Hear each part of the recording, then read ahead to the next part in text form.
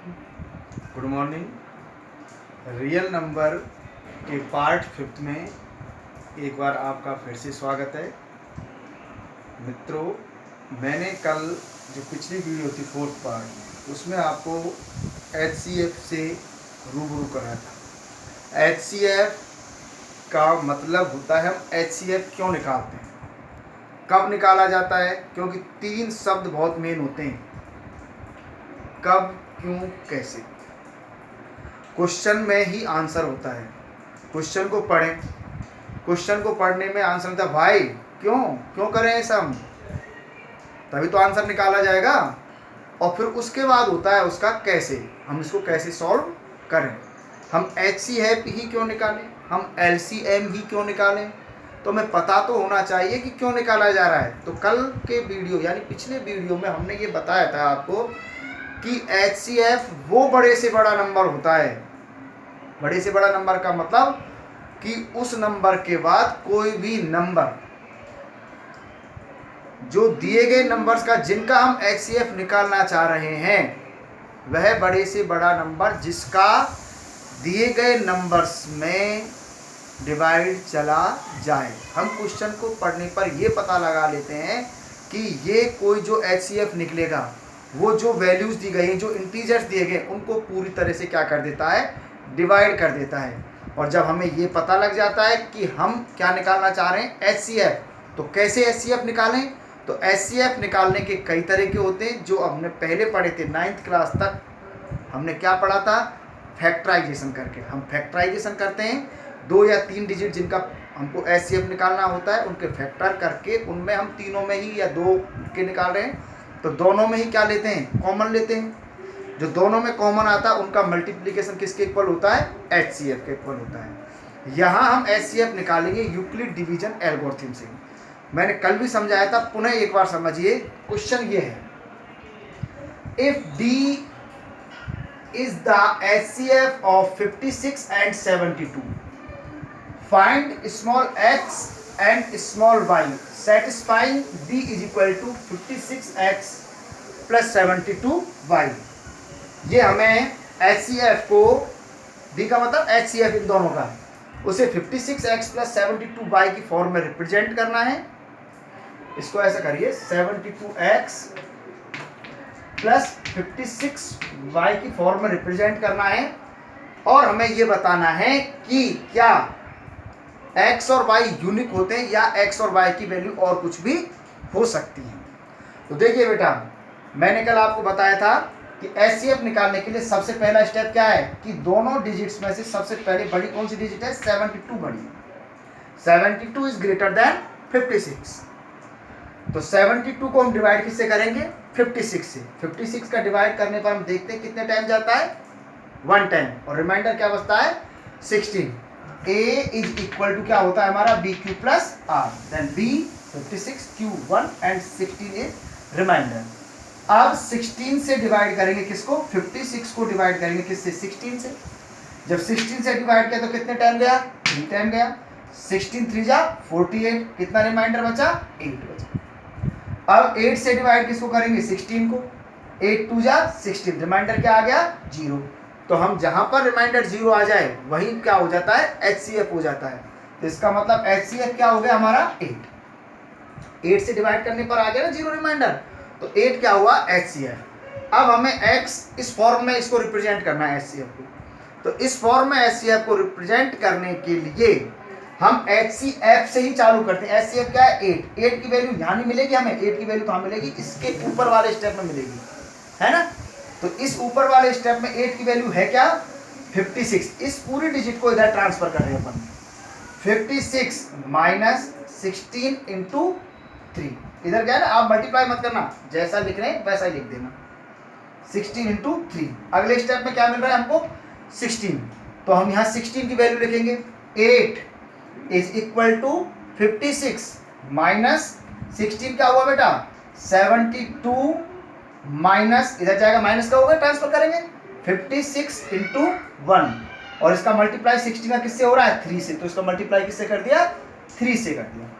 अब 8 is equal to 56, इसको bracket को ओपन करते हैं, minus 72 into 3, minus minus plus 56 into 3, 3 1 जा 3।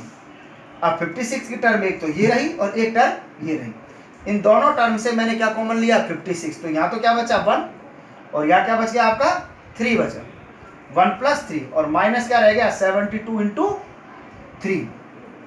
तो 8 इज इक्वल टू 56 इंटू क्या हो गया ये 4 माइनस 72 इंटू कितना हो गया 3। तो 8 is equal to 72 into minus 3 plus 56 into क्या हुआ 4। तो ये आपका हो गया 72 और 56, हमारे पास दोनों चीजें आ गई। तो यहाँ x की वैल्यू क्या -3 और y की वैल्यू कितनी 4। तो आपका जो d यानी कि क्या है, d किसके इक्वल है HCF के इक्वल 72x प्लस 56y। तो ये हमने d को रिप्रेजेंट कर दिया किसकी वैल्यू में, x और y के फॉर्म में रिप्रेजेंट कर दिया, जहां पर x की वैल्यू -3 और y की वैल्यू 4 है। आप इसे सॉल्व करके देखोगे तो 8 आ जाएगा। कहने का मतलब ये, अब ये कहता है कि ये यूनिक है या नहीं, हम इसको यूनिकनेस को क्रॉस करते हैं। देखिए इसको क्रॉस करने के लिए हम ये काम करते हैं, ये स्टेप है ना आपका 72 इंटू -3 56 इंटू 4, इसको करते हैं हम। क्या करते हैं इसमें 72 इंटू 56 का सम कर देते हैं, इतना ही क्या कर दिया इसमें माइनस कर दिया, कोई प्रॉब्लम नहीं, वही की वो डिजिट है।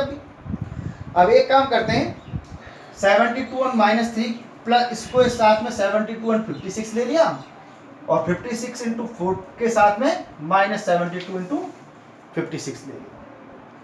इन दोनों से कॉमन क्या आ रहा है बेटा 72 कॉमन आया, 72 कॉमन आने पर यहाँ क्या रहा -3 और इसमें से 72 जाने पर क्या बचा 56। ऐसे ही इन दोनों टर्म से मैंने क्या कॉमन लिया 56, तो यहाँ तो क्या बचा 4 और यहाँ क्या बचा माइनस का 72। तो 8 इज इक्वल टू 72, 56 में 3 माइनस हुआ तो 53 प्लस या 56 में से और ये -68, ठीक है ना। तो x इज इक्वल टू ये बन गया अपना, x की वैल्यू क्या 53 और y की वैल्यू कितनी आई -68। तो आप देखते हो कि यहाँ पर x की वैल्यू -3 और y की वैल्यू 4 है, लेकिन यहाँ x और y की वैल्यू क्या हो गई चेंज, लेकिन आंसर अपना क्या रहा है दोनों टर्म में 8 ही आ रहा है। तो इसका मतलब x and y are not unique. एक वैल्यू और निकल के आ सकती है यहाँ से। अभी हम मैंने यहाँ पे क्या किया था प्लस वाला लिया, ऐसा कर सकते थे अपन, इस वैल्यू को इसके साथ ले लेते माइनस वाली को और इसको इसके साथ लेते, तो तीसरी वैल्यू और निकल के आ जाती, समझ लो ना।